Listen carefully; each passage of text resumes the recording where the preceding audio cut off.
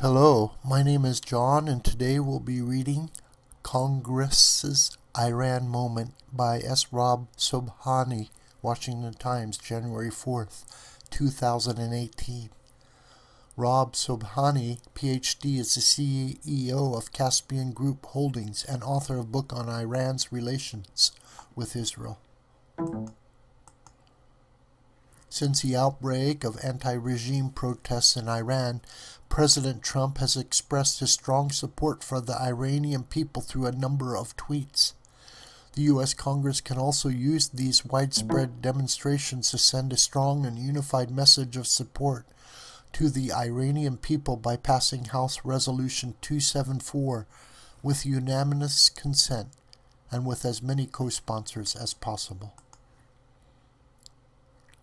This resolution that condemns the government of Iran's state-sponsored persecution of its Baha'i minority should also include strong language that states unequivocally that America will no longer tolerate the abuse of human rights and religious minorities in Iran. And in order to provide a human element to this congressional resolution, it should be named in honor of Mrs. Jinus Mahmoudi, who was executed by the Iranian regime 36 years ago to this date. The sponsors of House Resolution 274 have most likely never heard of Jinus Mahmoudi, but it would be a symbolic victory for champions of women's rights and human rights in Iran if the U.S. Congress passed H.R. 274 unanimously and named it in honor of Iran's first female meteorologist and advocate of women's rights in Iran. Jinus Mahmoudi was born in 1929 in Tehran to a family of writers and scholars. Her father, Abbas Namat, was the publisher of Tehran Mosavar magazine, one of the country's oldest and popular magazines. Her passion for science and nature led her to study physics and meteorology. A few years after Jinus completed her university studies, her achievements in the field of meteorology caught the attention of the late Shah of Iran, who without any hesitation appointed her to head the National Meteorological Organization. Jinus became the go-to woman for all matters related to weather in Iran. After the establishment of the Islamic regime in 1979, Iran's Baha'i community became a target for persecution. Upon direct orders from the founder of the Islamic regime, the late Ayatollah Khomeini, Baha'is were to be rounded up and executed. Jinna's husband, Hossein Mohammadi, was executed and his body was never recovered. Mr. Mohammadi was the host of a very popular children's program on television. He was the Mr. Rogers of Iran for millions of Iranian children. And in 1981, Jinus Mohammadi was executed on trumped-up charges of spying, a label assigned to over 200 Baha'is who were executed by the regime between 1979 and 1998. The story of Jinus Mahmoudi and her Baha'i faith are instructive because in many respects they highlight why the Iranian regime is fearful of not only the teaching of the Baha'i faith, but the broader social implication of these teachings to a free and democratic Iran.